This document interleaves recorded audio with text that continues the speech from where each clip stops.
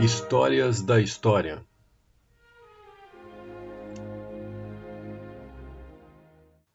Um século e meio depois de terminada, a chamada Guerra do Paraguai, que opôs aquele país à aliança formada por Argentina, Brasil e Uruguai, persistem narrativas e interpretações do conflito que nem sempre correspondem à verdade. A guerra durou pouco mais de 5 anos, entre o final de 1864 e o início de 1870, e teve consequências nefastas para os paraguaios, que viveram as batalhas dentro de seus próprios territórios e viram os limites de seu país bastante reduzidos. Entre suas causas estava a queda do governo uruguaio de então, que era o principal aliado de Solano Lopes na região do Prata, que teve como resposta a invasão do Mato Grosso e da região norte da Argentina pelo exército paraguaio. Neste episódio vamos discutir algumas das questões polêmicas que surgiram sobre esta guerra, tentando separar mitos de fatos reais. Vejamos. Mito.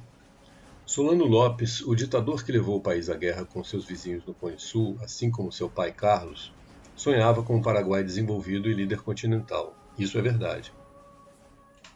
Os governos da família haviam obtido importantes progressos, como a quase erradicação do analfabetismo e a implantação de siderúrgicas e tecelagens. Mas o país manteve-se em todo o período entre os mais pobres das Américas, dependendo de limitadas exportações de mate, madeira e tecidos. Seu produto interno bruto, por exemplo, correspondia à metade do alcançado pelo Uruguai, que tinha um terço do seu território. Sua enorme população indígena guarani vivia em condições miseráveis de vestimenta, alimentação e moradia. Falso. Para começo de conversa, o Reino Unido e o Brasil estavam rompidos no período anterior à guerra. Era o pior momento das relações entre os dois impérios. Não havia como ocorrer esse incentivo.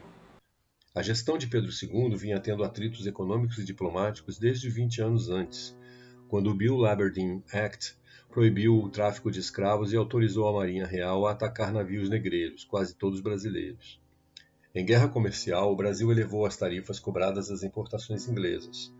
No começo da década de 1860, incidentes como a pilhagem de um navio britânico que naufragou no litoral do Rio Grande do Sul e a prisão de marinheiros ingleses que promoveram arruaças no Rio de Janeiro elevaram a tensão até a ruptura entre as duas nações, que só seria superada quando a guerra já estava em um estágio avançado. Já o Paraguai era um ávido importador de produtos e serviços ingleses.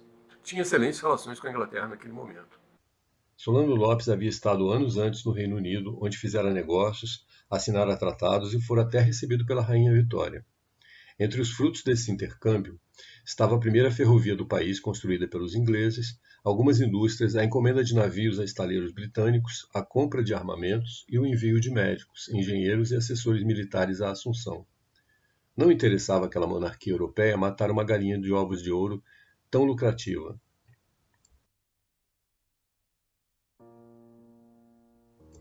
Mito. O Brasil não tomou empréstimos com a City de Londres durante a guerra. Havia feito dívidas antes e faria novas após o conflito. O Reino Unido não lucrou diretamente com o episódio enquanto ele durou. Ao contrário, Seus negócios no Cone Sul ficaram praticamente paralisados no período e o Paraguai deixou de ser um bom comprador. Mesmo na Argentina, onde a bolsa comercial e outras instâncias eram dirigidas por ingleses, o episódio trouxe mais prejuízos do que lucros.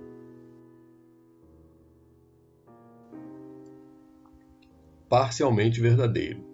Não foi a causa da guerra, mas o Tratado da Tríplice Aliança, que selou a união entre os três países contra o inimigo comum, previa a divisão de porções do Paraguai entre os aliados, e era bem específico sobre que parte do país provavelmente derrotado caberia a cada um.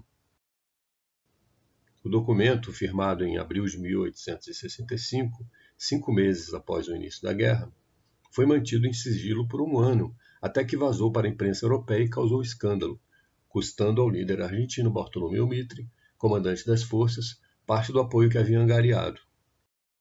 em algumas regiões da Argentina, que era um país em formação, havia mais afinidade com os povos guaranis que com a província central Buenos Aires. Falso. Os censos realizados antes da guerra mostram que o Paraguai tinha oficialmente 238.862 habitantes. Ainda que tenha havido falhas de levantamento, o número dificilmente chegaria a mais que 400 mil. Portanto, não poderia haver 1 milhão de mortos em ataques da Aliança. O exército mobilizado por Solano Lopes foi de 30 mil homens na primeira fase da guerra. Na segunda foram alistados outros tantos. Ainda que muitos civis também tenham morrido nessa época, os levantamentos modernos estimam as baixas fatais em cerca de 80 mil, o que não deixa de ser lamentável. Também é preciso atentar para o fato de que nem todos pereceram em função de batalhas.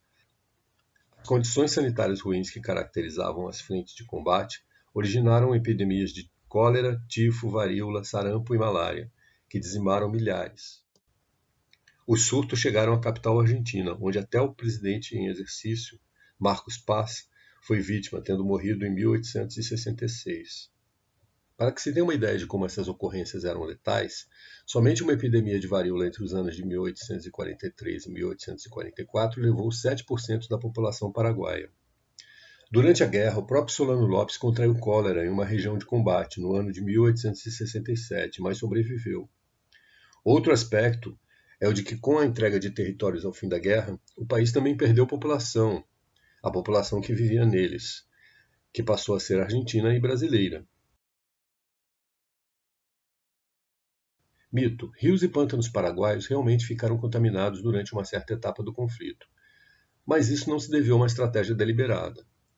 Em batalhas próximas ao rio Paraguai, como a de Tuiuti, que terminou com 5 mil mortos, cadáveres de homens e animais caídos em combate, que não puderam ser sepultados ou queimados, ficaram nas águas ou foram jogados nelas por falta de condições de se fazer tantos sepultamentos. Este e outros fatores de insalubridade provocaram moléstias de que foram vítimas ambos os lados em confronto.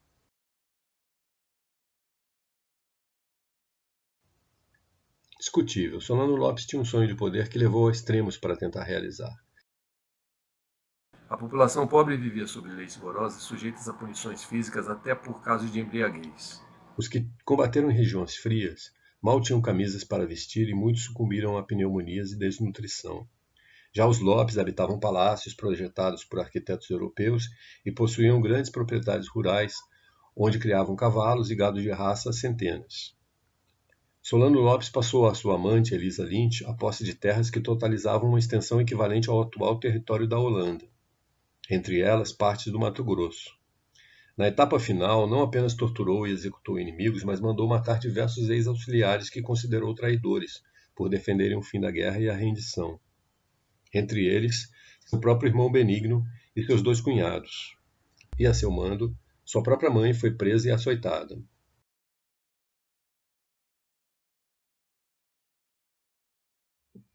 Carece de fundamento. Caxias foi enviado por Dom Pedro II como comandante brasileiro quando a guerra já se arrastava por mais de 2 anos. Recebera a determinação de não dar o conflito por encerrado sem que Lopes estivesse morto, preso ou fora do poder, talvez exilado. Sua atuação foi fundamental para que as tropas se organizassem melhor, os acampamentos tivessem melhores condições sanitárias e de conforto e no planejamento de estratégias que aniquilaram as posições paraguaias até permitir a tomada de Assunção. No dia 27 de dezembro de 1867, durante combates em Vilheta, após a Batalha do Avaí, Solano Lopes foi visto em seu cavalo branco Mandiú por trás das linhas inimigas, mas desapareceu em meio ao fogo cruzado.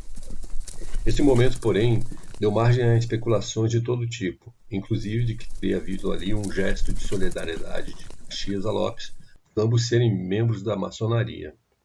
O líder paraguaio provavelmente estava batendo em retirada com sua família, já que nunca comandava efetivamente suas forças em campo. Parcialmente falso.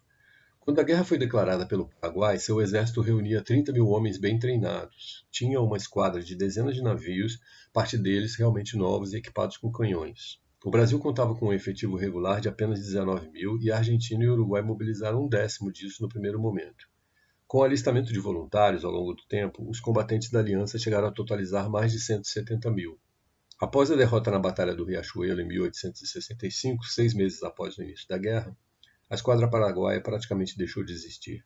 E pouco depois, após o cerco de Uruguaiana, os paraguaios ficaram irremediavelmente em desvantagem. Carece de fundamento. Após ter tomado Assunção, Caxias deu seu compromisso por encerrado e retornou ao Rio de Janeiro. Pedro II, porém, queria a garantia de que Lopes não retornaria ao poder. Enviou então seu genro Gastão d'Orleans, o Conde de, marido da princesa Isabel, para completar a campanha do Paraguai. Mesmo considerando a missão um tanto indigna, a de caçar um ditador foragido, o conde foi ao fronte em perseguição do objetivo. Comandou diversas batalhas e há pelo menos um relato, o do então tenente Dionísio Cerqueira, de que teria mandado degolar uma tropa rendida em Peribebuí. No Paraguai, passam de geração em geração relatos de que o conde também teria mandado atear fogo a um hospital no mesmo vilarejo. Mas militares do lado brasileiro que testemunharam o incidente afirmaram que o incêndio não foi um ato deliberado, mas consequência de bombardeios efetuados pelas forças aliadas. O massacre de mulheres, idosos e sobretudo crianças realmente ocorreu em Acosta Nua, Campo Grande, em 12 de agosto de 1869. Isso se deu sobretudo porque, já na falta de homens adultos para lutar, Lopes ordenou que se dessem armas a essas pessoas para enfrentar a aliança. A guerra terminaria meses depois, em março de 1870, com a morte de Solano Lopes por soldados brasileiros em Cerro Corá, próximo à fronteira com o Brasil.